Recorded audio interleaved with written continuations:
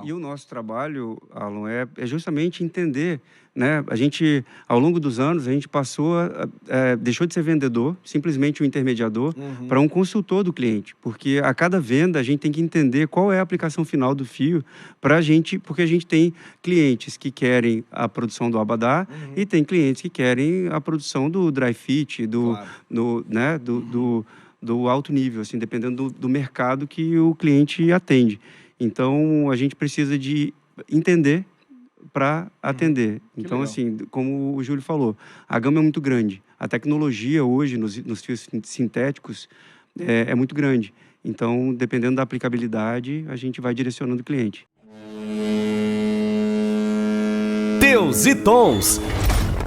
Bom, sejam bem-vindos a mais um episódio do Teus e Tons, o podcast que visa aí simplificar a forma com que a gente debate comércio exterior no Brasil e no mundo.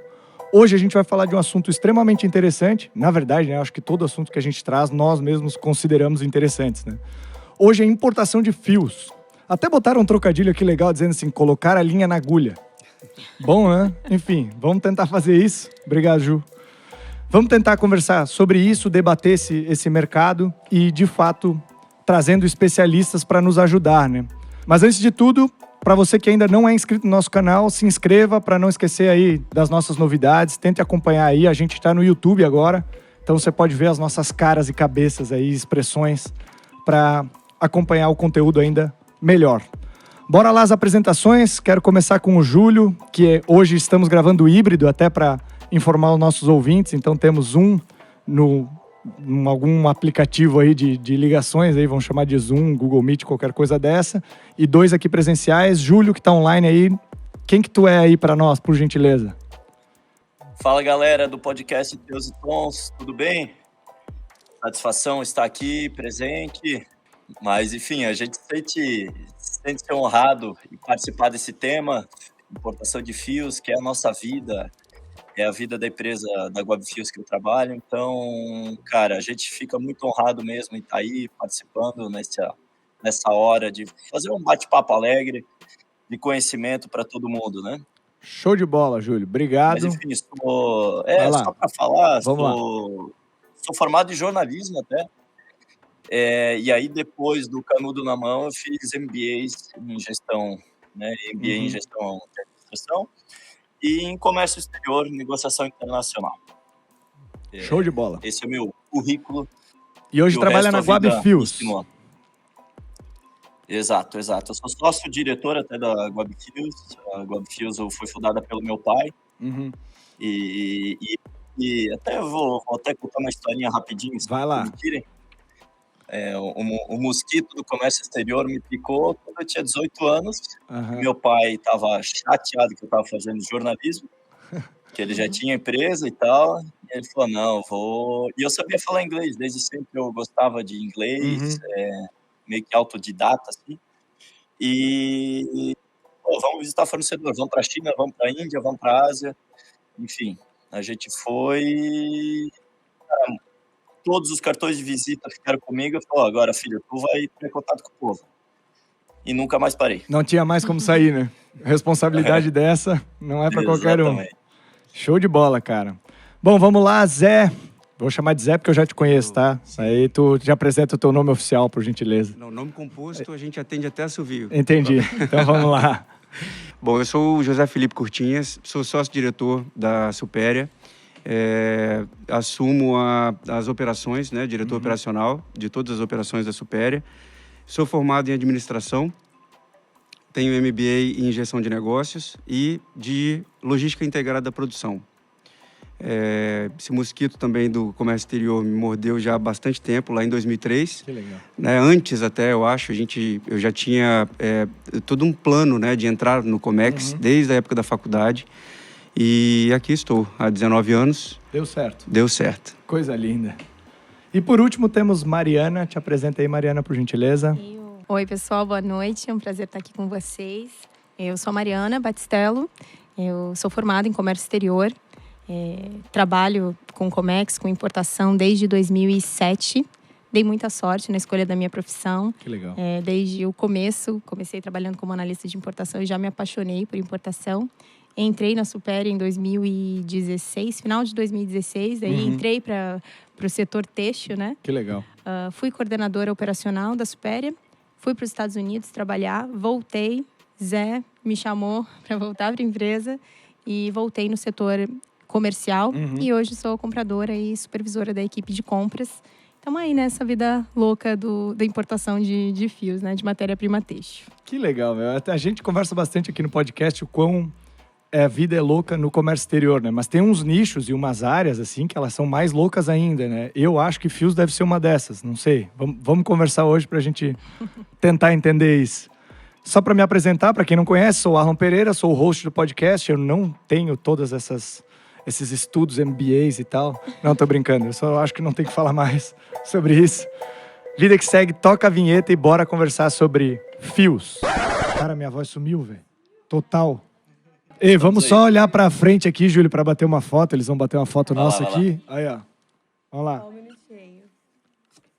Eu gosto das posições que a fotógrafa faz, tá ligado? Parece uma minhoca tentando achar a melhor posição. Eu até tirei print aqui do computador. Bom, pra gente começar a nossa conversa, eu quero trazer algumas curiosidades aqui.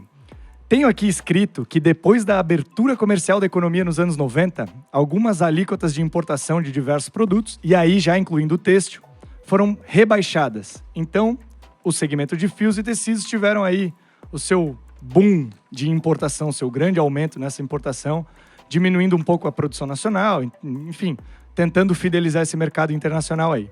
Esse segmento, ele continuou nesse crescimento, vem dessa parte, de grande parte da China e da Índia. E o que é importante e legal falar, assim, segundo a ABIT, que é a Associação Brasileira da Indústria Têxtil e Confecção, o ano passado, 2021, foi um ano que cresceram as importações mais de 25% em comparação a 2020. Então, o valor importado passou de 5 bilhões de dólares. Acho que é um mercado bom, né? De se estar, pelo menos nesse momento. Sim. E sabendo disso, sabendo desse boom aí que vem dos anos 90 até hoje e continua crescendo, na presença desses especialistas, eu quero começar fazendo a minha primeira pergunta, que é sobre os tipos de fios. Em tese, ou assim, num geral, quais são os tipos de fios mais importados hoje no Brasil para o nosso ouvinte começar a entender esse mundo de fios aí? Quem pode me ajudar? Júlio, quer ser o primeiro? Vamos lá, então. Os fios mais importados hoje são os fios sintéticos. Que os sintéticos, eles fazem uma gama de produtos diferentes, tá? Além de vestuário, camisetas dry fit, esportivas, enfim... faz capa de sofá, cortina, cinto de segurança, são vários itens, enfim, preenchimento de travesseiro, colchão, cama, mesa e banho. Então, tem uma gama de utilizações, né? Volta, de utilidade. Isso, gama de utilizações que a gente pode brincar com esses sintéticos, tá? E os fios sintéticos, hoje, falando até economicamente falando, como as coisas tudo estão mais caras, é o fio mais barato que tem. Entendi. Então, o consumo tem aumentado, o share, vamos dizer assim, do fio sintético tem aumentado cada vez mais. Show de bola. E o que temos mais de fios aí importados? Temos algum outro tipo? Sim. Vamos lá. Bom, falando de fios para vestuário, né? Entendendo um pouquinho a pirâmide social do Brasil, onde a classe A está lá em cima na pirâmide e a classe D, dependendo do papo, é F, né? Sim. A massa da população brasileira, país em desenvolvimento, a massa da população é carente. Então, assim, falando de matéria-prima têxtil, entra muito fio para produtos populares, né? Essa é a grande quantidade. E assim, no Brasil, aqui no Vale do Itajaí, tem o grande centro têxtil, a concentração das maiores malharias, né, do país estão aqui. Então, o volume de fio sintético ou de viscose, open-end, de viscose e várias outras composições entram muito por aqui, pelo sul, por Itapoá, por Itajaí, Navegantes, né? E esse fio que é o fio, por exemplo, da classe social mais popular, seria qual? É o fio sintético ainda ou tem um outro nome de fio? Poliéster, viscoses também. Uhum. Mas são fios... O nosso mercado, nosso país, ele é muito sensível a custo, né? Certo, claro. Então, são fios mais baratos, mais voltados para produtos populares, né? Fios Mais de básicos. poliéster, texturizado, fiado, viscoses. Sim. Que legal. Então, assim, já para o nosso ouvinte começar, o fio já não é só utilizado para roupa. Então, até para capa de sofá é feito isso. Enfim, eu fui fazer minha pesquisa, né? Eu não sou especialista em fios, eu estou aqui com 3, né? Que vão tirar minhas dúvidas. Mas eu fui fazer minha pesquisa e eu vi uma quantidade de tipos de fios, assim, exorbitante. Eu acho que nós levaríamos um podcast inteiro em monólogo só para contar todos os fios que tinham.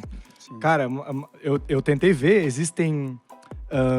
se você vai no Google Imagens, coloca tipos de fios têxteis e vai na parte de imagens mesmo, você vai ver, assim, gente tentando montar um organograma de fios, assim. Os sintéticos vão para lá, os não sei o que vão para cá. Sim. E, cara, uma quantidade Subdivisões, de né? filamento e...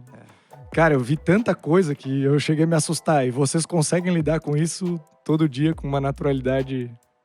É o nosso dia a dia, né? É o nosso dia a dia, Acostuma. exatamente. Mas quando você começa a trabalhar com fio, você toma um susto. Imagino. Você toma um susto. Para o nosso ouvinte que quiser entrar aí no... Você Fala aí. acha que é uma coisa mais básica? O fio X, fio Z e deu. Deve ter 5 tipos no máximo, né? É isso aí. Mas é até interessante aqui na Webfios, cada fio por importador, a gente cadastra, né? É um número de item. Aham. E a gente já está no item 1970, Meu cara. senhor Então, você pensa a gama de diversidade que tem, né, os fios têxteis. Por isso que eu acho que eu comecei falando certo, que essa área ela é bem complexa, né? Porque, cara, fios diferentes, importações diferentes, necessidades diferentes, preços diferentes, às vezes até, quem sabe, NCMs diferentes. A gente vai acabar Sim, descobrindo isso ao sim. longo do tempo. Então, acho que é uma área que envolve a necessidade de especialistas. A cadeia têxtil ela é muito extensa, né? Durante muito tempo, o setor têxtil ele foi o segundo maior, atrás da construção civil, que mais empregava pessoas no Brasil. Que legal. Né? Então, a cadeia têxtil ela é muito extensa. E existe engenharia têxtil. Eu soube que existia engenharia têxtil depois que eu estava na faculdade, sabe?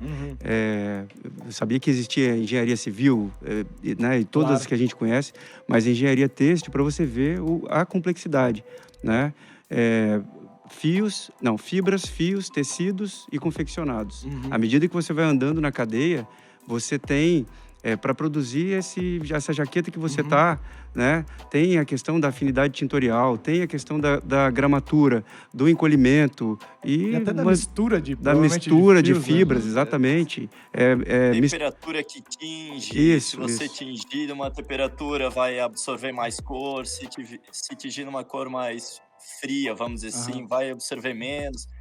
Enfim, cara, série de fatores Meu que mudam o resultado final da malha, né? Então, se você e por tá... isso que é tão Fala aí. interessante, porque... Desculpa, Arlan. Pode falar.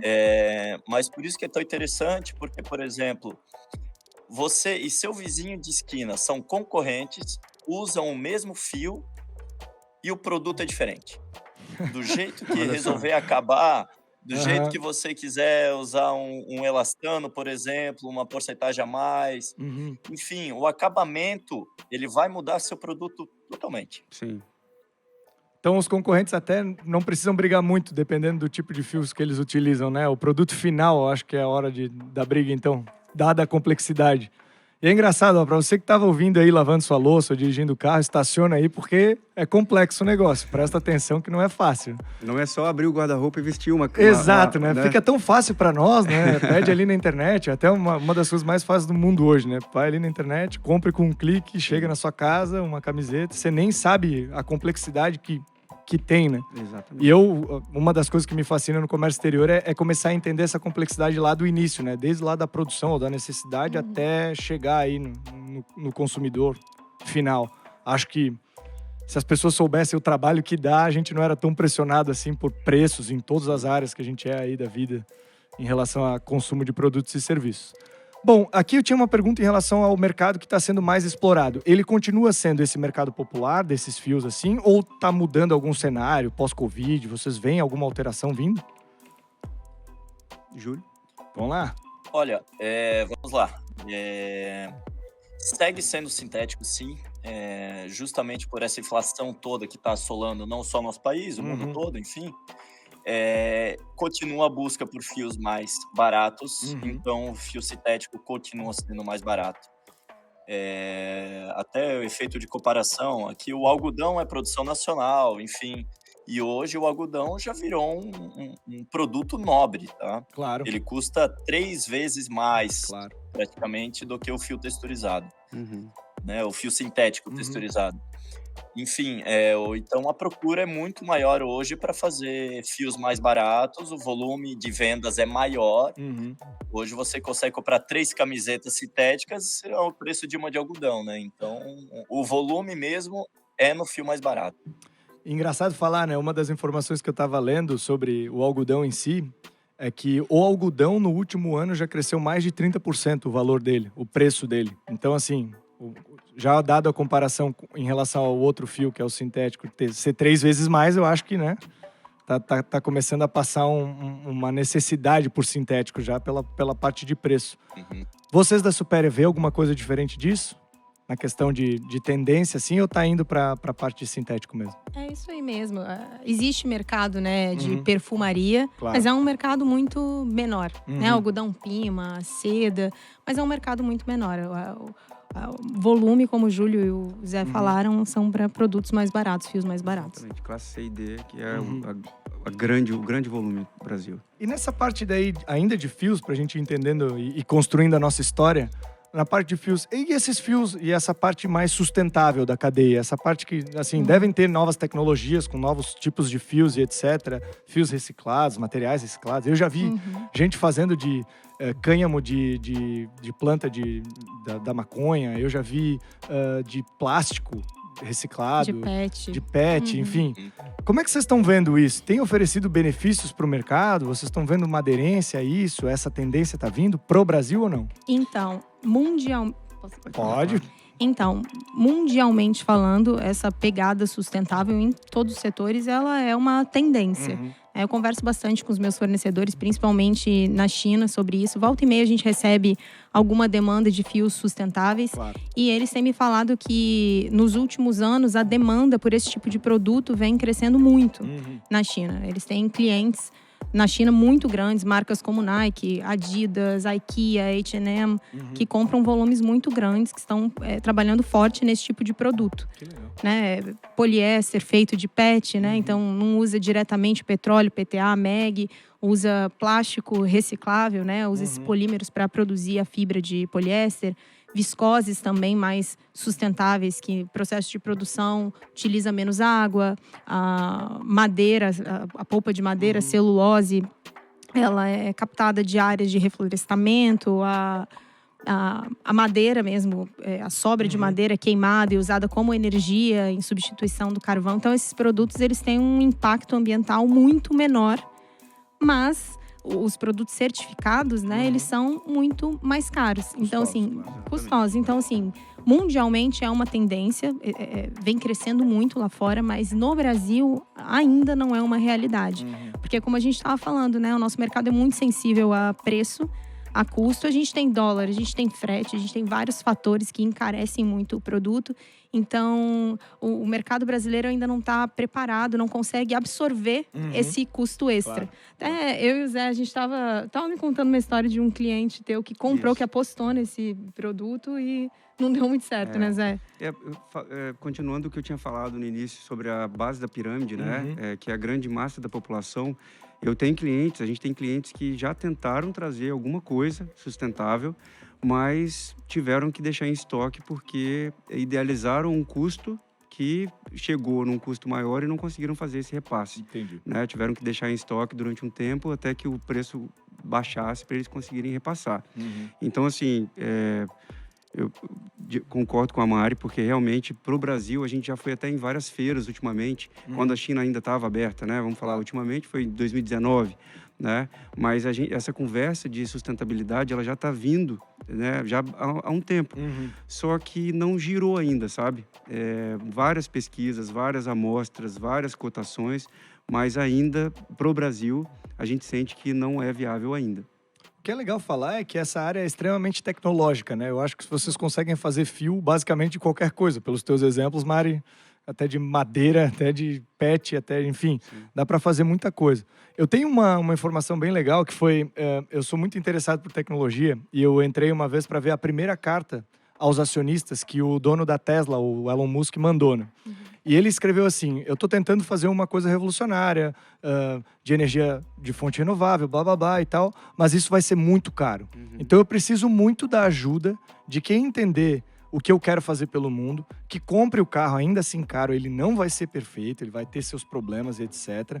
Para eu conseguir produzir isso em escala e usar o modelo capitalista para baratear, para chegar um dia a ser o mesmo preço dos carros de combustível fóssil. Tipo assim, pedindo uma ajuda, tentando educar o mercado de alguma forma. O têxtil tá tendo isso? Tem alguém, assim, um porta-voz, vou chamar de herói, assim, alguém que tá tentando passar isso para frente, essa mensagem?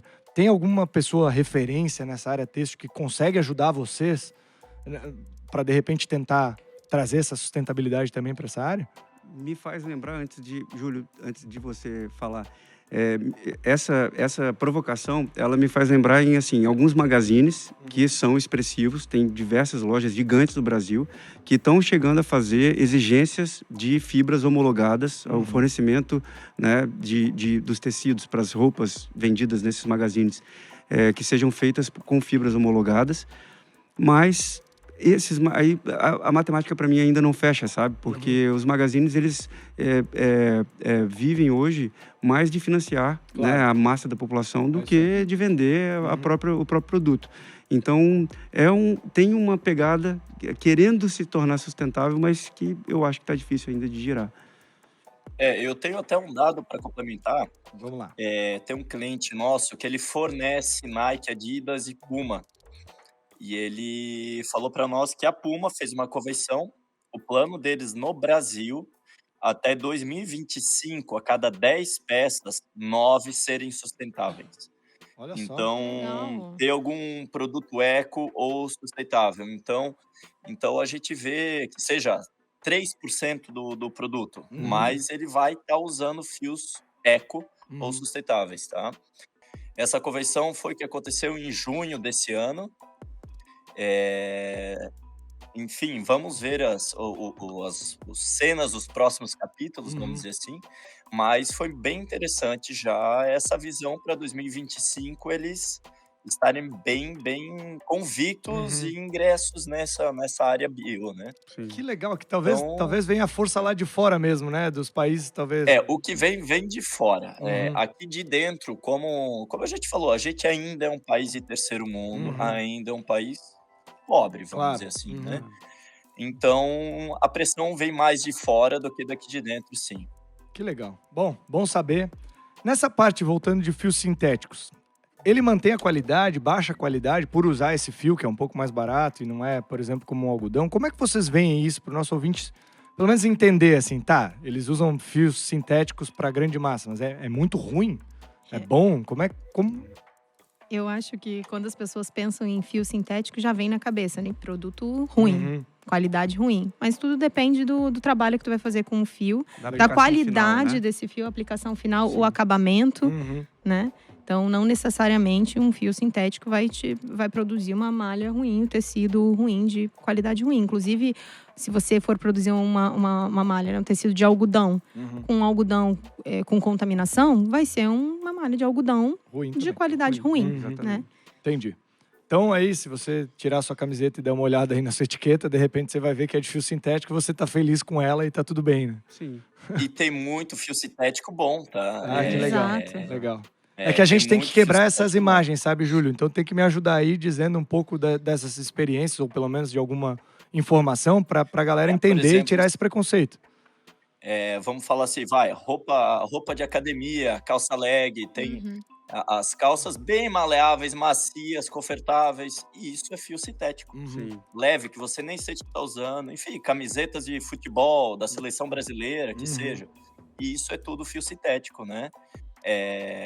Com uma gramatura mais leve, ele fica boa para prática de esporte, não fica uma camiseta pesada, vamos dizer assim, né?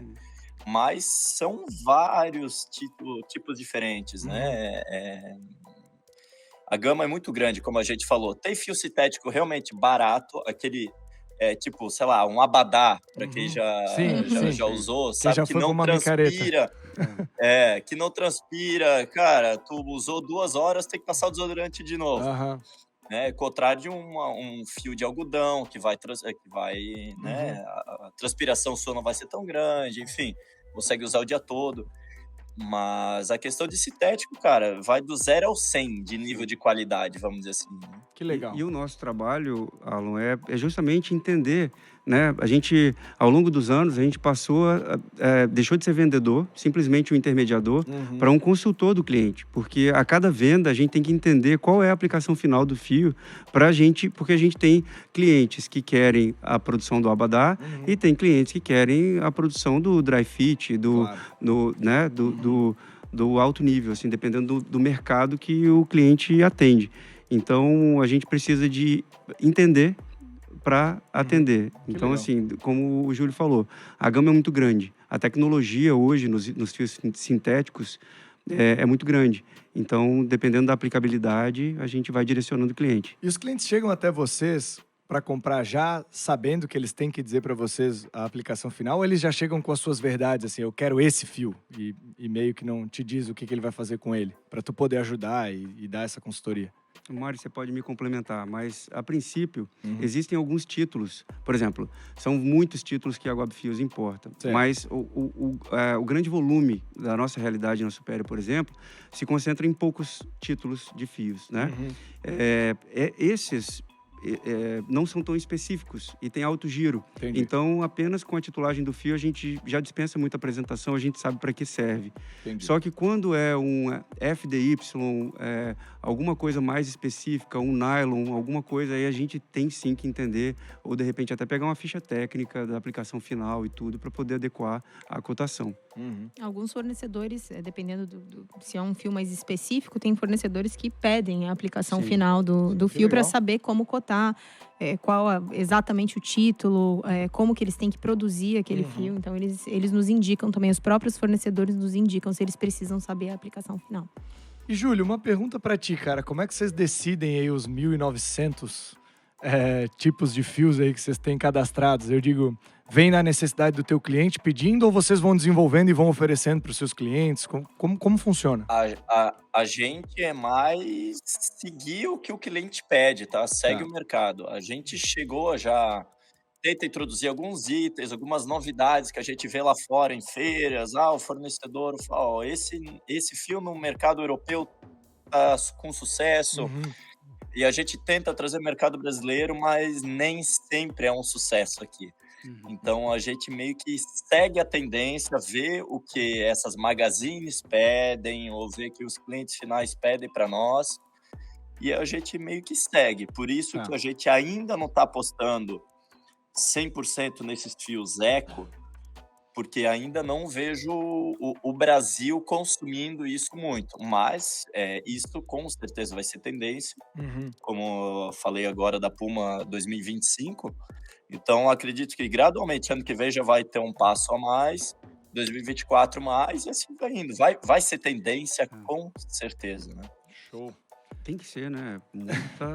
Tá caminhando para isso, né? Mas agora ali, caminhar. eu vi, agora no momento atual aqui que estamos gravando, junho de 2022, tá tendo um problema lá por exemplo, de fornecimento de gás natural para a Europa, e eles estão religando suas usinas de carvão. Então, também vamos dar alguns passos para trás em relação a isso, por causa dessas brigas, né? Espero que sejam rápidos, resolvam rápido e a gente volte para esse caminho de sustentabilidade que a gente estava, que por sinal estava indo bem, não acelerado como deveria, mas já estava indo encaminhando, né? Aqui eu tenho uma pergunta bem legal, que até eu conversei com o Zé um pouco antes, e ela é um pouco complexa. E já posso dizer para vocês que pode haver discordância, tá? Não tem problema. Mas aqui a gente tem assim, qual a relação que tem entre o consumo atual de vestuário e a produção acelerada de fios? A gente viu que teve uma importação muito grande de fios aí em 2021, 2022. 2022 ainda a gente não sabe num geral, mas imagino que esteja ainda começando a acalmar agora, né? Por causa da inflação, tá todo mundo tentando dar uma segurada nisso. Tem alguma relação entre o consumo? O consumo tá grande ainda? Não tá? Como entramos em 2022? Olha, eu como o mais velho da mesa... Tá, fica à vontade, Zé. Vou discordar. Assim que é bom. Isso aí. Mas assim, na indústria têxtil, né, na moda, a tendência antigamente, quando a Globo era ainda... as novelas, né, eram muito fortes e tal. Eu lembro, eu tenho 2 irmãs mais velhas, e eu lembro que o papo era o que estava sendo usado nas novelas para elas seguirem, né, aquela tendência e tal. E eu acho que era uma realidade que é até recente. Né? Mas você que gosta muito de tecnologia, eu acho que você vai concordar comigo. Porque com a vinda com a entrada da rede social, das influenciadoras digitais, né, eu acho que aí deixou de ser novela, deixou de ser estações definidas, né? Primavera, verão, e ficou atemporal, ficou o ano inteiro, virou o fast fashion, que é tão falado, né? E o que é lançado por uma blogueira, por uma famosa que tem muitos seguidores, vira tendência. Né? E aí deixa de virar tendência também e já é uma outra coisa. Então isso eu acho que dá uma velocidade no acontecimento das coisas, sabe? Legal. Quando eu penso nessa pergunta, né, a relação entre o consumo de vestuário e a produção acelerada de fios, me vem essa resposta. E aí tá aí a provocação para a mesa para ver quem concorda e quem discorda. E aí, Júlio, o que você acha? Não, concordo sim. A fast fashion tá vindo, é mundial e veio para o Brasil também. A gente vê essas lojas, Zara, enfim, essas multinacionais grandes entrando também no mercado brasileiro, que, cara, você vai na loja hoje, vai daqui a 2 semanas, já tem peças diferentes. Então, eles estimulam essa renovação do seu guarda-roupa, vamos dizer assim. E a gente precisa importar para dar demanda para isso, Claro, né? claro. E querendo ou não, assim, ó, a gente vê o sintético, ele é um vestuário que você vai usar menos na média, vamos dizer assim, tá? Você, depois de um tempo, por exemplo, o poliéster fiado, se você lavou 4, 5 vezes, já vai começar a dar bolinhas, você vai olhar para a camiseta, opa, essa já tá velha. Entendi. Né? Então, acaba tendo um giro maior. Eu fui lá e comprei uma jaqueta que já tá soltando pelo e eu achando que tô na moda, né? Pra ficar assim, né? Pra ficar assim, mas talvez esteja velha, né? Enfim. A tendência. E, Mari, pra ti, teve essa relação? Não teve essa relação? Tu concorda com eles? Concordo. E tem muitos produtos também que antes eram sazonais e hoje vendem o ano inteiro. Moletom, por exemplo. Produtos que vendem o ano inteiro, que não tem mais essa sazonalidade, né? Sim. Cara, eu tenho um negócio que talvez vai assustar vocês. Não sei se vocês sabem ou não. Eu tava lendo um livro que é de um autor chinês que conta um pouco da história da tecnologia na China. E uma das coisas que ele tava me contando é que agora não, né? De uns 3 anos para cá, 5 anos para cá, a onda lá agora em relação ao mercado fashion, ao mercado assim de roupa e de consumo num geral, é assim: existem blogueiras super famosas. Essas blogueiras, elas fazem uma live e na live elas mostram designs de roupas. Nesses designs, as pessoas compram online pela live esses designs e elas colocam em fábricas para costurar e fazer na hora para enviar para o cliente. E essa roupa tem que estar pronta e saindo para o cliente no mesmo dia ou no dia seguinte. Caramba. Então, assim, eles não pré-produzem nada, eles deixam equipes prontas, de lugares prontos para produzir a quantidade exata de roupas que foram vendidas na live. Eles põem limites em cada tipo de peça e produzem na hora que está saindo. Então, tipo, chegamos num nível mais absurdo ainda de entrega fast fashion, vamos chamar assim. Já não é mais 2 semanas, é na hora que tu viu um design ali, eles têm um catálogo de mais de 1000 roupas desenhadas, mas só produzem o que foi comprado ou o que vai ser consumido. Isso faz um susto grande. E a outra coisa que teve uma história daí que eu participei, que é bem incrível nisso que tu falou, Zé, em relação à Globo, ou telenovelas no geral, foi que teve uma novela em que uma das atrizes era uma delegada e apareceu com uma capinha de celular que parecia um soco inglês. Você poderia encaixar os seus 4 dedos assim na capinha, como um soco inglês para celular. Ela apareceu num dia. No outro, a demanda na própria empresa, na Royal Cargo, por transportar essa capinha de celular via aéreo, produziram para sair daqui a 2, 3 dias. Via aéreo, uma grande quantidade, porque a demanda no outro dia, na 25 de março, foi brutal e ninguém tinha essa capinha e foi aparecer. Cara, pagaram fretes estratosféricos, venderam a capinha por valores estratosféricos, tudo porque uma mulher, uma atriz, que era uma delegada, que deveria ser um papel legal lá, não sei, usou uma capinha que parecia um soco inglês. Olha E, isso. cara, a demanda foi assim... E a demanda para agora, né? Ou você pega essa onda de 2, 3 semanas de venda, ou você tá fora, se você trouxer via marítimo, sua capinha não vai vender, né? Já passou, acabou. Aí já muda, né? Acho que dificulta bastante o trabalho de vocês, né? Sim. Essa conversa até eu anotei aqui para poder não perder, porque, por exemplo, 2 coisas. Falando de telenovelas, né? Quando a gente olha álbum de fotografia lá de trás, você vê que era aquela mesmice, né? Todo mundo igual, praticamente, né? Era uma moda só, né? Hoje tudo é possível, né? É o fast from the streets, né? Das ruas, né? Agora, a gente está ainda vivendo efeitos do pós-pandemia, né? E logo antes da pandemia, quando eu saía escutando os clientes todos querendo novidades, querendo o que tem de novo, né? Mas só que sempre com aquela pegada da dificuldade do custo-benefício, né? Da sensibilidade ao preço. Logo depois que veio a pandemia, eu senti que, na dúvida, todo mundo voltou para o básico, né? E aí eu queria entender até do Júlio, queria aproveitar e fazer essa pergunta para ele. Ele, como na distribuição de fios, você viu esse efeito também, Júlio? Vi sim, Zé. Voltamos sim para as commodities que a gente fala, para os itens básicos, né? A gente chegou a trazer lurex, prata, ouro, que o lurex é um Fio meio que metálico. uma fita, é um fio metalizado, que aí você adere, sei lá, em roupas de Réveillon, que usa muita prata, enfim, né? Legal. São fios diferentes e, cara, hoje já faz 4 anos que eu não trouxe mais também. Agora que tá querendo voltar a essa procura por esse fio, que é um fio mais caro, é um fio diferente, mas enfim, de itens diferenciados, realmente eu trago menos do que eu trazia pré-pandemia. Entendi. Assim, eu tenho uma crença, eu acredito que não existe novo normal. Eu acho que a gente só se adaptou naquele momento ali, a partir do momento que as portas se abriram, a gente voltou às novas realidades. Algumas coisas boas ficam, por exemplo, né, a gente tá gravando um podcast num estúdio com alguém fora, isso é ensinamento do Covid, Olha antigamente já tá todo mundo aqui. E funciona, né? Funciona, tá bom aí, eu tinha um preconceito, achei que não seria tão bom, o Júlio tá provando o contrário aqui pra nós. Mas o que eu gostei, de fato, é que, assim, no fim das contas, a gente tá voltando aos mesmos básicos. Os shoppings continuam cheios, tá tendo shows, tá todo mundo querendo sair, as viagens voltaram, blá, blá, blá. Então, é legal saber que, assim, teve um período de adaptação, voltamos aos básicos lá na parte de fios, mas vai voltar agora o que era antes, cara. Vai voltar a procura por alguma coisa específica. Cíclico, de qualquer maneira, é cíclico, né? Acho. A economia Também. sempre foi, sempre vai ser, e tá provando Acho isso também. mais uma vez. E tem um ciclo muito louco, né, Zé? Que é assim, ó.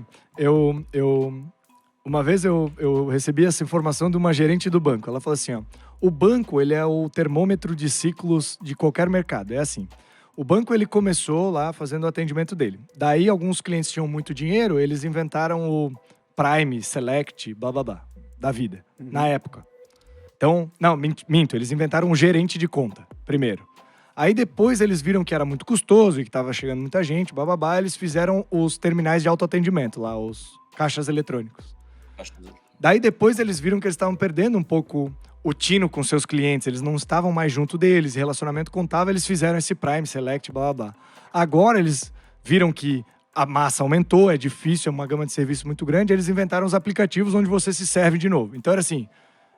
específico relacionamento para self-service, para específico relacionamento, para self-service de novo, e amanhã vai inventar alguma coisa, tipo, esse aplicativo é o Prime, esse não, e assim vai. Acho que todo mercado é assim, no fim das contas, né? Sim. Porque, por exemplo, no meu mercado de fretes internacionais, a gente viu gente pagando muito mais caro porque queria que chegasse mais rápido.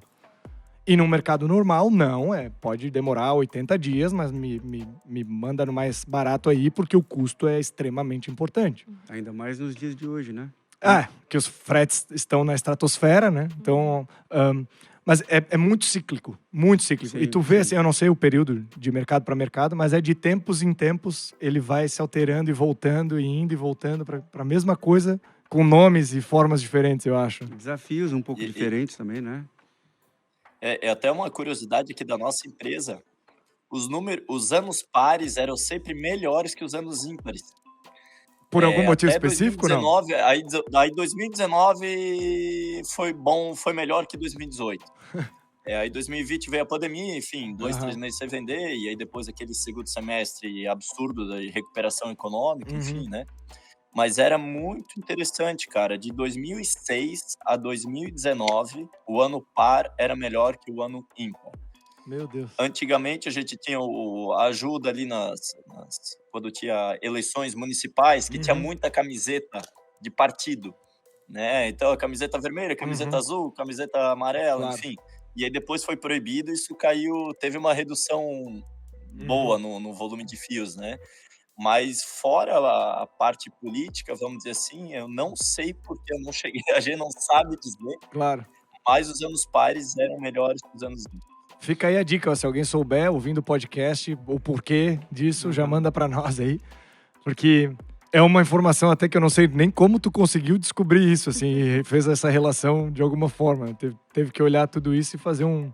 Eu vejo o histórico aqui da empresa, a gente vê, tipo, positivo no par, negativo no ímpar, até 2019. Meu Deus. Gente, mas no nosso mercado, desculpa. Pode falar. No nosso mercado, entra ano, sai ano, sempre tem um desafio diferente, né? Esse ano, por exemplo, tem eleição. Esse ano tem o friozinho que chegou um pouquinho mais cedo, talvez. E o frio, a gente costuma falar que o frio, quando ele vem, um frio um pouquinho mais pesado, ele movimenta a cadeia têxtil também, sabe? Claro. Então, assim, tem vários fatores que sempre influenciam, de uma forma negativa ou de uma forma positiva. Que legal. Bom saber que vocês estão meio que já acostumados e preparados para o que vem, né? Porque, assim, mesmo não sabendo o que vem, você tem que estar, pelo menos, aberto a essa dificuldade para trabalhar em cima dela. Não tem muito o que fazer. E só continuando até o gancho do Zé, geralmente, anos que dá frio cedo, o inverno é bom, e os clientes fazem caixa, e o verão também é bom. Então, a gente coisa tem puxa uma boa outra. expectativa para o segundo semestre. Então. Sim. Coisa boa, gente. Coisa boa. Datas comemorativas, Dia dos Namorados, Dia dos Pais, Dia das Mães, né? Um termômetro bom são as vendas do varejo, as vendas dos grandes magazines, né? E isso vai tudo puxando. Para chegar no trabalho de vocês, né? Que é começar essa importação, e eu acho que até esse assunto que eu quero entrar. Vai lá. A importação hoje ela é crucial para atender a demanda do Brasil ou dá para fazer, por exemplo, via produção nacional? E qual que é o melhor caminho para começar essa importação, assim? Conta um pouco para nós aí na expertise de vocês. Vou começar pela Mari. Vai lá, você não falou na última pergunta. Beleza. Vamos lá. Não, a indústria nacional não consegue atender a demanda que a gente tem no nosso país. E o melhor caminho para importar... Bom, a importação é um processo com várias etapas, que envolve várias pessoas. Eu acho que o melhor caminho é você buscar parceiros, né, de confiança, que te atendam da melhor forma possível nessas etapas. Então, envolve o teu fornecedor, envolve um agente de carga, envolve um despachante. É você buscar parceiros que você possa confiar. Falando em fornecedor, né? Que nós somos agentes, então a gente trabalha com vários fornecedores. É você entender quem é esse fornecedor, conhecer a fábrica, conhecer a saúde financeira da empresa, a qualidade do produto, ou trabalhar com alguém que conheça isso e possa te levar essa informação. Esse é o melhor caminho, né?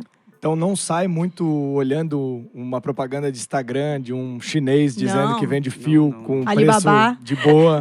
Você faz um cálculo na cabeça assim, é o dólar vezes 2 só e toca o pau e é isso aí, que não vai dar muito certo, né? Com certeza Não.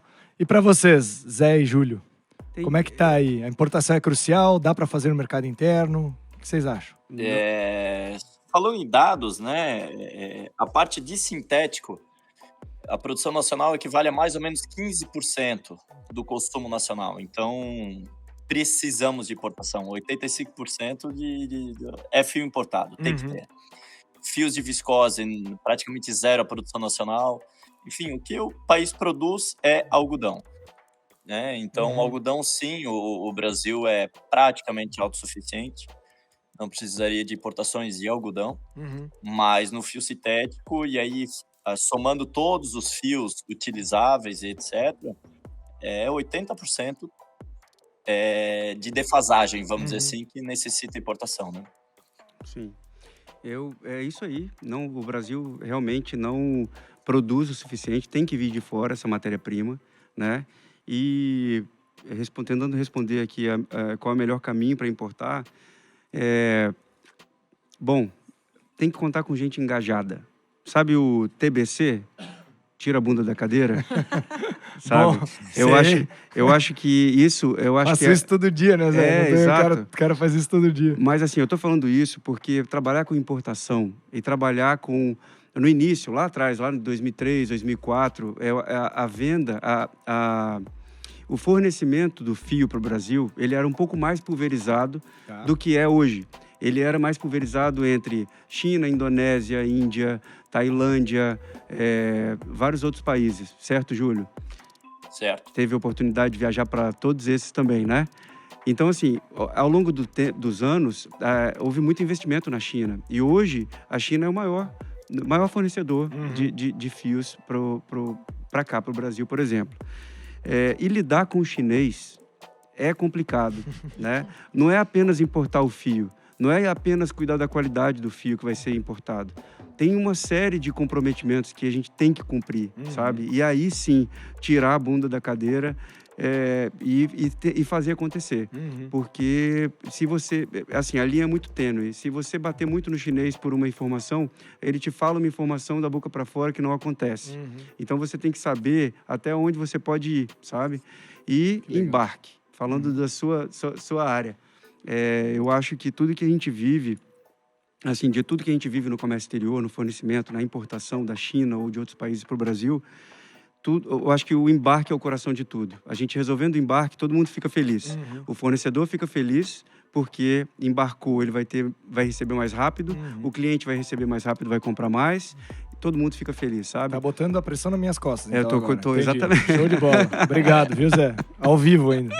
Enfim. Não, mas assim, resumindo aqui a resposta dessa pergunta, o melhor caminho para importar é realmente contando com gente séria, que tem histórico de fornecimento contínuo para o Brasil, né? Para poder fazer acontecer. A gente tem um dizer aqui no Teus e Tons que nós somos extremamente adeptos e entusiastas à terceirização para especialistas. Eu acho que toda área que você vai entrar, que você não conhece e tal, cara, vai atrás de um especialista decente, uma pessoa que tem um histórico legal e que pode te auxiliar, porque desbravar comércio exterior no Brasil não é fácil, tanto que o nosso objetivo aqui é simplificar o comércio exterior e não simplificar achando que é só burocraticamente, né? Esse é um dos detalhes, existem N detalhes, barreiras culturais, de comunicação, de jeito, de forma, de pagamentos, tem leis, existe a parte política da coisa, que é incentivos fiscais. Cara, enfim, é tão complexo que às vezes a gente até pensa assim, cara, eu só tô levando informação, já tô achando que tô fazendo meu papel, mas assim, o comércio exterior ele é extremamente complexo. Agora, se você é bem auxiliado por algum especialista na área que você precisa, tudo já se torna muito mais fácil, né? Existe aquele calejo e traquejo de saber como lidar com cada situação. Sim. Tanto que a gente teve um podcast aqui que a gente estava conversando antes, que era aquele pessoal que gravou o comércio, que começou trabalhando no comércio exterior e depois saiu e foi para outra área. E o que eles levaram de bagagem é isso, essa habilidade absurda de resolver problema, essa habilidade de fazer networking, saber as pessoas certas, com quem contar na hora que der o problema. Então, acho que o comércio exterior tem muito disso. Então, você pode ir pelo caminho difícil, que é aprender tudo sozinho, se ferrar, pagar multa, repagar mercadoria, perder dinheiro lá fora e tal. Ou ir com um especialista, ou vários na cadeia, que podem te auxiliar aí, levar pelo caminho mais fácil, ou menos difícil. Exatamente. Vocês concordam? Exatamente. Show de bola. Até quem é do comércio exterior, já levamos alguns tapas, né? Vamos dizer assim, de pagar sinal e simplesmente fornecedor desaparecer. Alguns $1.000 que já estão em alguma conta que a gente nem sabe onde foi parar, mas que a gente foi aprendendo na prática, né? Muitas vezes A gente não tinha de onde correr e precisava do fio, desespero, e o desespero é sinal de não é de qualidade, vamos dizer assim, no teu trabalho, né? Ô, Júlio, você faz um favor pra mim, cara. Faz um favor pra mim. O dia que você for escrever um livro sobre a tua história ou sobre a Guab Fios e tal, tu coloca essas verdades que ninguém vê dentro do livro, cara. Tu escreve assim, perdemos dinheiro aqui, mandamos... Porque todo livro que a pessoa lê, principalmente de comércio exterior, que não são muitos que tem no mercado, mas existem alguns... Cara, é tudo lindo. Não o que tá escrito na instrução normativa é só seguir que tá tudo certo, né? E, cara... É fácil, né? É fácil. Enfim. É bom alguém trazer verdades, cara, Sim. de vez em quando. E, assim, para família, para amigos que não vivem o comércio exterior, né? Quando a gente fala, tô indo para China, tô indo para Índia e tudo, eles acham que é o máximo, né? Mas a tua família não te olha e fala assim, ó, Zé, você tá indo lá para fora, você traz um iPhone mais barato para mim, você não consegue importar um iPhone para mim, não é assim? E eu falo sim para todas as demandas. Só que eu não trago nada e dou a mesma desculpa. Eu falo, não, ia perder o voo, não deu tempo. Putz, desculpa. A gente tem que passar por isso, né? Não tem jeito. Mas enfim, vamos lá. Tu tinha falar alguma coisa? Eu ia. Ou eu te cortei e tu esqueceu? Não. Vamos lá.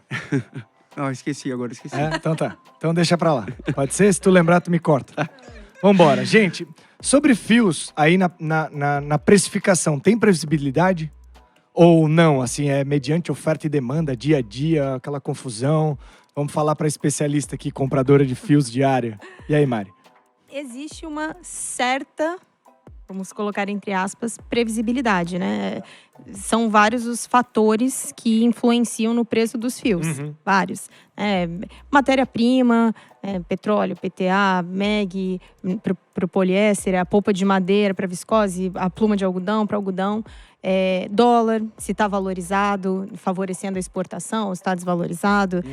A demanda no mercado interno do exportador. Então, se eles estão vendendo bem dentro do mercado interno, se estão exportando bem, se estão estocados, se estão vendidos. Então, a economia, né? Então, são vários os fatores que a gente tem que observar para tentar criar uma linha de raciocínio de para onde o preço do fio vai caminhar. Mas eu acho que hoje em dia, muito mais, a corda está um pouco mais curta, assim. Você não consegue criar uma visão a longo prazo. Vou te dar um exemplo. Acho que foi outubro do ano passado. A China estava saindo da Golden Week, que é um feriado que eles têm. Vários clientes, todo o mercado, todo o cenário do mercado estava caminhando para um viés de queda de preços. Todo mundo, vários importadores, inclusive, seguraram compras, esperaram, porque não, o preço vai cair. Os próprios fornecedores passavam esse feedback. Não estamos vendendo bem, o mercado está parado, os preços devem vir para baixo. Entra crise energética. Né? Do nada, o governo chinês começa a pedir para parar a produção, trabalha 2 dias, 2 dias fica parado. Exatamente. E a oferta de fio diminui no mercado, né? O preço sobe absurdamente, indo totalmente contra o que estava todo mundo acreditando. O preço sobe absurdamente, as entregas vão super para frente. E então, por isso que eu digo que existe uma certa previsibilidade, porque... A curto prazo, né? A curto prazo, Exato. porque... eu acho que tem muito fator de influência, exatamente, né? muitos fatores externos, né? Mas por isso que é importante essa interação com o pessoal lá de fora, com o fornecedor, tem que ser diário mesmo, o dia inteiro. O nosso dia a dia, né? O dia a dia do comprador, o dia a dia de quem compra fio. Eu falo, a gente não dorme quase nada. Claro. E você passa o dia inteiro, realmente. Eu começo 5 da manhã, 5:30 da manhã, por conta de fuso. Primeira coisa, abro o petróleo, vejo como está dólar e começo a falar com os fornecedores para captar informação, para a gente conseguir ajudar o nosso cliente, porque nós somos agentes, né? Então, para a gente conseguir ajudar o nosso cliente a passar informação para ele tomar a decisão de compra assertiva, né? Acontece muito de, a gente tá enxergando que o mercado vai cair, a gente falar pro cliente, esse não é o momento de comprar. Vai cair. Claro. Ou a gente enxergar que, tá caminhando para um viés de aumento, então se você precisa comprar tal fio, esse é o momento de comprar. Mas é uma certa previsibilidade, porque o mercado muda e muda. O importante é você estar ali em cima, ligado, em contato diário com o fornecedor para você pegar o timing de quando o mercado vai virar. É aí que você consegue fazer compras assertivas. Parece bolsa de valores isso, cara. É quase isso. Então já fica a minha dica aí, ó, para quem quiser montar uma startup que resolva a parte de fuso horário, né? A gente iria dormir melhor, né? Fretes internacionais têm esse mesmo viés, a gente tem que resolver problemas da madrugada e não é muito fácil e nem legal, né? Estando numa das pontas do mundo aqui, como no Brasil, que é um dos extremos. Mas enfim. E para vocês, Júlio e Zé, essa parte de preço de fio, concordam com a Mari, discordam? Eu tô perdendo minha voz aqui, dá pra perceber, né? Já foi embora por algum motivo. Tudo certo. Então vamos lá. E aí, Júlio? Cara, com certeza é isso. A própria guerra Rússia e Ucrânia, porque o fio sintético de poliéster, ele é ligado ao petróleo, ele é derivado do petróleo. Certo. Então, a commodity petróleo sobe, o fio vai subir. Enfim, tem demanda, claro, oferta e demanda. Se o mercado interno chinês não está muito bom, os preços caem. O mercado chinês aquecido, os preços sobem. Mas aqui para o Brasil, além, óbvio, da nossa moeda, que estava em 3 e pouco, 4, veio para quase 6, agora recuou, né? Foi para 4,80, agora 5,15 de novo. Meu Deus, né? A cada semana uma montanha-russa. Mas hoje o que realmente representa é a tua área, que é o frete. A gente vê o frete nunca foi mais que 4 mil, 5 mil dólares, vamos dizer assim. E o preço por quilo do poliéster texturizado é um preço de 1,20, 1,30 FOB. Antes estava 20 centavos o frete, 15. Então 15, representava 10% do valor da tua mercadoria era frete. E hoje, se você paga frete 35, 40 centavos em cima de 1,20, já é 30%. E aí começa a complicar. Hoje o frete hoje representa muito, principalmente para esses fios baratos, né? Que o frete equivale a 30%, 40%. E aí você multiplica vezes o dólar saiu de 4 para 5 e pouco. A gente, por exemplo, esses fios texturizados, a gente chegou a vender por 6, 7 reais o quilo. Hoje a média está em 14. É 100% de aumento. Né? Isso eu acho que deve ter mexido bastante com o fluxo de caixa dos clientes no geral, né? Porque antigamente, eu vou te dizer pela própria empresa lá na Royal Cargo, que é assim, antigamente uma fatura de frete, ela vinha com 10, 15 mil reais, um frete da China para o Brasil, com as taxas locais e tal, um frete a 2, 3 mil dólares, vinha 15 mil reais, 10 mil reais. Nós tivemos momentos ali de faturas para um container de 100 mil reais. Olha isso. Então, né, fora impostos, fora tudo que vocês já têm que, né, os clientes têm que pagar. E até uma área que eu quero entrar nessa pergunta, que é assim, tem algum controle de órgãos reguladores para essas importações? E se eles ajudam ou atrapalham? Assim, como vocês veem esses controles dessas importações? Se protegem a indústria nacional ou não? Então, assim, já que a gente entrou nesse assunto, vem a pergunta que é: tem controle de órgãos reguladores nessa área? E se esses órgãos, esses controles, eles ajudam ou atrapalham assim, nessas importações? Eles tentam proteger a indústria nacional? Como funciona esse meio regulador na área de importação de fios? Há uns 2 anos, existia a famosa licença de importação prévia ao embarque, né? E isso atrapalhava um pouco porque, dependendo do fio, dependendo da NCM, né, da classificação, o preço de pauta exigido pelo governo brasileiro era 40% maior do que o preço de compra de um fio, né? E isso atrapalhava porque encarecia, né? E era uma luta que a gente sempre travava, não concordando com o governo, porque é evasão de divisa, né? É forçar a gente fazer uma evasão de divisa desnecessária, né? E manter o controle disso, isso é muito claro, ruim, muito difícil. E essas LIs, as licenças de importação, elas são automáticas hoje. Então, isso facilitou. Então, assim, mas respondendo a pergunta, pode, de tempo em tempo, pode atrapalhar ou pode ajudar, né? É isso. Nesse caso... Hoje outra parte que o governo atua, vamos dizer assim, é o próprio dumping, né? Hoje o dumping está sendo em investigação para esses poliésteres texturizados, que é o fio mais importado pelo Brasil. Talvez até quando sair o podcast já vai ter o resultado, porque está entre julho e agosto para sair a resolução final do governo. Enfim, se realmente acontecer esse dumping, é mais um incremento de custo, uma inflação que pode surgir, mas é isso que o governo está tentando, não o governo, na verdade foram as fiações nacionais aqui que produzem o fio texturizado, entraram com um pedido de dumping, né? Claro. Então está sendo investigação. Mas existe também essa questão do dumping, né, para, vamos dizer assim, prejudicar as exportações. Atrapalhar um pouco mais. E não faz sentido, né, Júlio? Porque a produção dos texturizados no Brasil, ela é aquém da necessidade, né? Não chega a 20%, né? Então. É muito fio para... seria uma inflação exacerbada, desnecessária. Exatamente. Que vai refletir no bolso da galera, né? Caso Com isso certeza. passe e tal. Isso. A gente tem alguns produtos que fazem sentido ter dumping, porque realmente a produção nacional ela precisa ser protegida Sim. e dar conta da demanda brasileira, mas há alguns produtos que, mesmo nacionais, não dão conta dessa demanda, então tem essa briga de sempre aí. Para quem não sabe, dumping é uma forma que o governo, enfim, um estado tem de proteger a indústria nacional daquele determinado produto. Então, por exemplo, o Brasil é um grande produtor de cacau. E aí, para proteger, sei lá, o mercado nacional de cacau e as indústrias de cacau para elas mesmas se desenvolverem aqui, para você importar cacau de algum lugar para o Brasil, você vai pagar um adicional a mais, como se fosse de proteção. A gente chama mais ou menos assim. Isso é uma forma bem simples.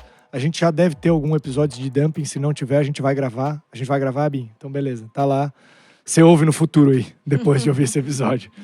Gente, a gente está caminhando para o fim. Eu queria fazer uma pergunta que é, para mim, eu acho que uma das cruciais, porque é a hora que vem a especialidade de vocês, que é quais são os cuidados que precisamos ter para importar fios, num geral, assim. Vocês trabalham com isso dia a dia, tem uma pegadinha, alguma coisa que a pessoa tem que, cara, além dessas que a gente já falou, por exemplo, de falar com o seu fornecedor, tentar achar com alguém de confiança, alguma coisa que ele pode, de fato, assim, fica ligado?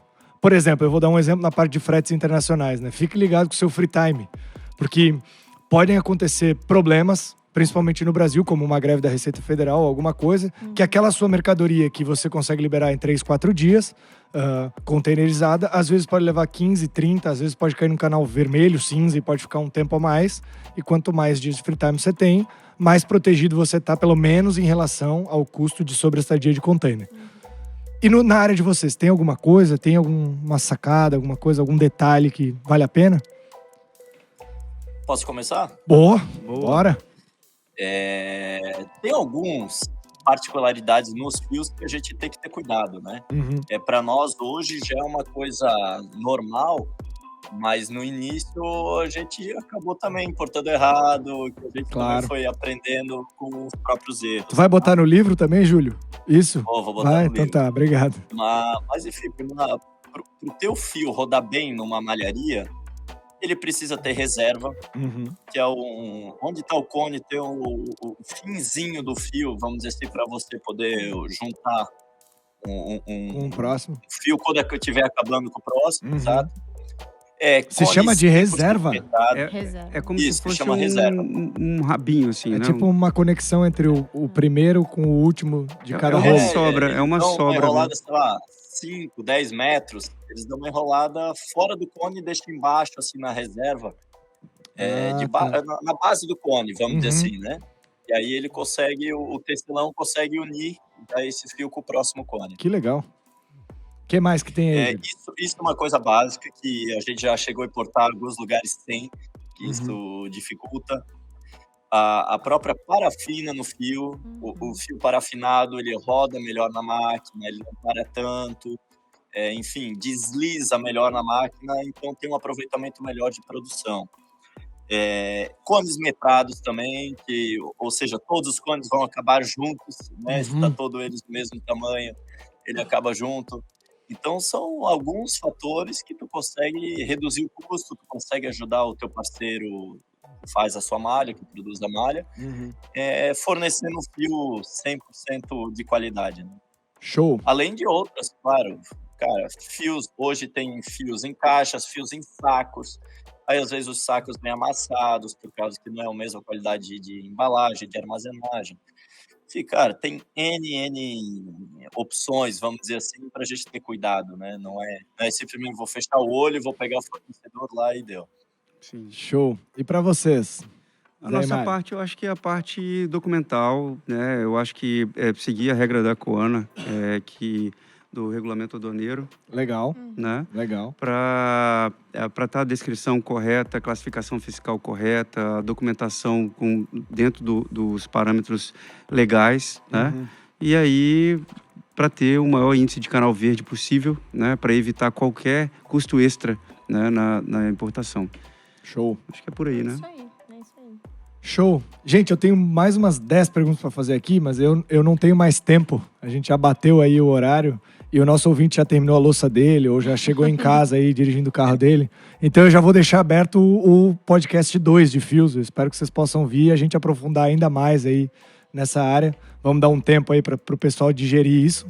De repente a gente vai receber novas perguntas e aí a gente combina esse novo podcast, pode ser? Claro, será bola. um prazer. Então, gente, obrigado por ter ouvido o nosso podcast até aqui. Obrigado vocês por terem participado. Lembrando, gente, estamos em todas as plataformas digitais hoje. A gente está no Spotify, YouTube, Deezer e etc. Sigam a gente lá, sigam a gente no LinkedIn, Instagram. Nós vamos marcar os convidados lá, então você vai poder conhecer eles mais, enfim, e ter até o contato deles nas redes sociais.